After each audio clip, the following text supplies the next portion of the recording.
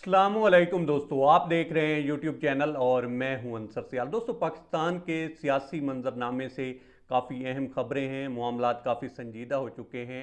आज जो है कुछ इम्पोर्टेंट डेवलपमेंट सामने आई हैं, वो मैं आपके सामने रखने जा रहा हूं। और इसमें दोस्तों तीन चीज़ों पे बात होगी।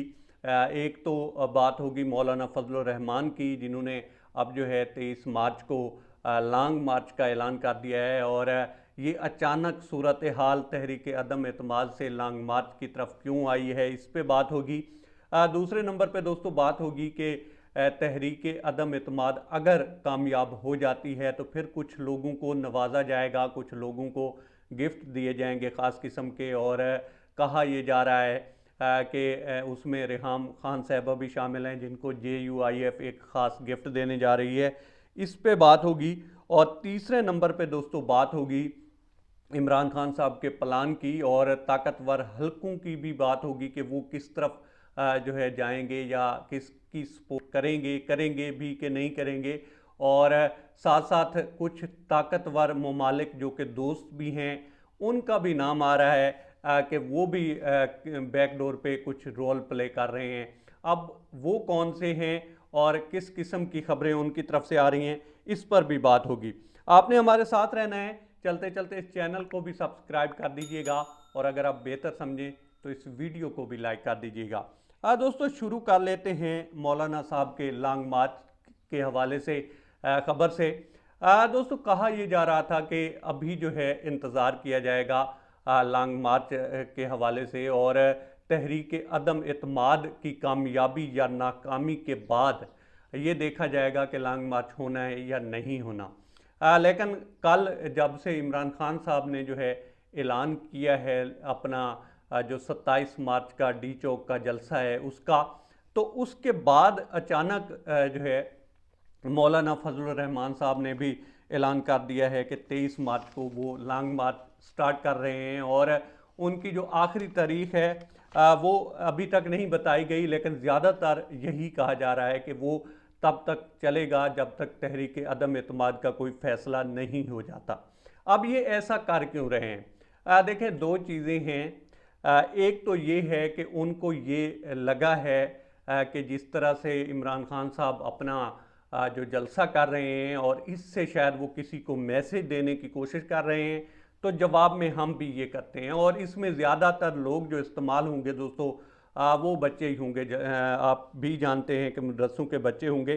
खैर, उन्होंने भी अपनी तरफ से प्रेशर जो है वो बिल्ड करने की कोशिश की है। और दूसरी जो चीज़ इसमें आ रही है या खबर निकल कर आ रही है, वो ये है कि इनके पास अभी तक अपोजिशन के पास बंदे नहीं पूरे हो रहे, और वो ये चाह रहे हैं कि अगर बंदे नहीं पूरे होंगे तो हमारी तहरीक अदम एतमाद नाकाम हो सकती है। और अगर जो है इसमें कुछ फैक्टर भी आ गए तो वो तो बिल्कुल ही हम बैठ जाएंगे। तो इससे तो बेहतर यही है कि उस तरफ जाया जाए जब जिससे उनको फ़ायदा भी हो और रियासत पे प्रेशर बढ़े, और जो लोग न्यूट्रल हैं वो न्यूट्रल रहें। और इस तरह की कोशिश की जा रही है। अब इसमें कितने हद तक सच्चाई है ये अभी देखना बाकी है। लेकिन ज़्यादातर खबरें यही हैं कि उनके जो लोग हैं 172 के हवाले से वो पूरे नहीं हो रहे। तो इस सिलसिले में ये सारा प्रेशर बढ़ाया जा रहा है और टकराव की तरफ जाया जा रहा है। और इसका फ़ायदा जो है अल्टीमेटली वो अपोजिशन को ही होगा। गवर्नमेंट तो नुकसान में जाएगी, क्योंकि वो जो हैं पावर में हैं, तो उन पर जिम्मेदारी ज़्यादा आयद होती है। कहा यही जाएगा, जो भी हो ये परसेप्शन जो है बिल्ड करने की कोशिश की जाएगी। अब जहाँ तक बात है दोस्तों कुछ गिफ्ट्स की, तो कुछ लोग तो कह रहे हैं कि जनाब ये जो तहरीक अदम एतमाद है वो उसको कामयाब करने वाले जो हैं नेपाल में चले गए हैं। अब इसमें कितनी सच्चाई है वो तो खैर जब होगी तब पता चलेगा। लेकिन इसकी कामयाबी के बाद कुछ खबरें ऐसी निकल कर आ रही हैं कि कुछ लोगों को नवाजा जाएगा, जो कि माजी में भी होता रहा है। आप अबसार आलम को देख लें, कुछ लोगों को PMLN के दौर में टिकटें भी दी गई। तो ऐसा होता है, जो लोग बोलते हैं तो उनको नवाजा जाता है। इसी सिलसिले में सदीक जान साहब जो हैं उन्होंने खबर दी थी ट्विटर हैंडल पे कि रिहाम खान साहबा को JUIF मतलब मौलाना फजल रहमान साहब जो हैं वो उसको सेनेटर बनवाएंगे और मौलाना उवैस नूरानी जो हैं उनको सिंध हुकूमत एडजस्ट करेगी। मतलब ये कि इस तरह से लोगों को नवाजा जाएगा जो कि बोलते हैं और इस तरह की तस्वीरें भी शेयर करते हैं। जैसे अभी जो है इमरान खान साहब की तस्वीर शेयर की और साथ कहा कि जनाब ये रो रहे हैं और उनके रोने का वक़्त हुआ चाहता है। ये किसी ने नहीं देखा कि ये तस्वीर कहाँ की है। ये तस्वीर जो है दोस्तों मस्जिद नबवी की है और इस तरह से जो है कोशिश की जाती है अपनी जो है पीआर बढ़ाने की और टीआरपी के सिर पे फिर जो है कुछ ना कुछ ओहदे हासिल करने की। तो ये हो भी सकता है और पहले भी रेहाम खान साहिबा मुलाकात भी कर चुकी हैं जब JUIF कुछ सीटें जीती थी मेयरशिप के लिए और ये जो इलेक्शन हुए थे KPK में, तो इसमें सच भी हो सकता है। खैर अब आगे चलते हैं। आज जहाँ तक बात है दोस्तों के जो ताकतवर हलके हैं वो किस तरफ जाएंगे और जो दोस्त ममालिक हैं उनका क्या रोल होगा।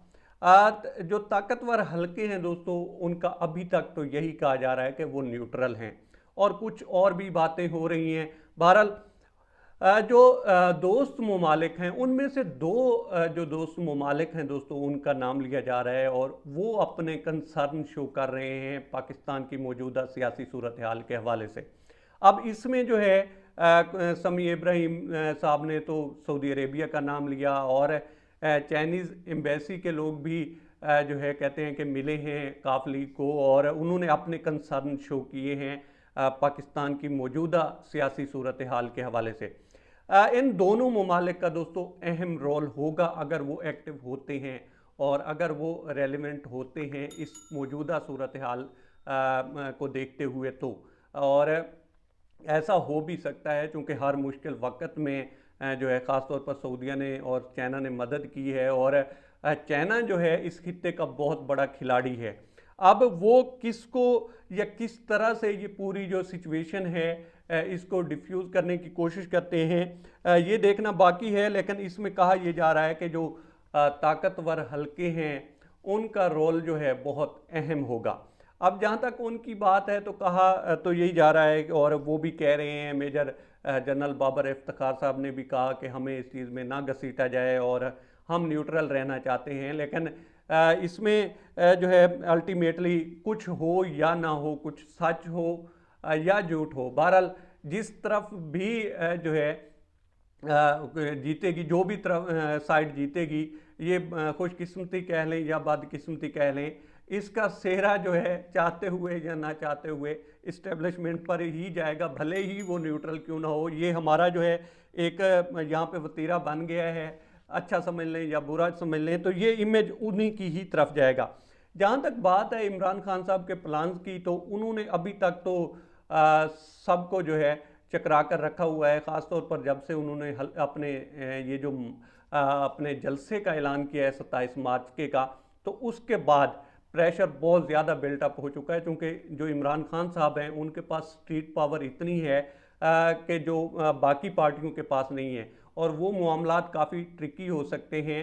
और ख़ास तौर पर अगर एक साइड पे मौलाना फजलुर रहमान हूँ और उनके पास वो दीनी मदरसे के बच्चे हूँ, ऐसा होना नहीं चाहिए, लेकिन बदकिस्मती है कि वो उसको इस्तेमाल करते हैं और करते चले आए हैं, कोई भी किसी ने पूछा नहीं है।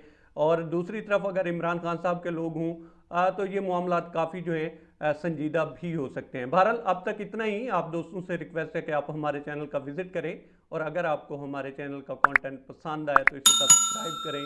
ताउन के लिए शुक्रिया दोस्तों। अल्लाह हाफ़िज़।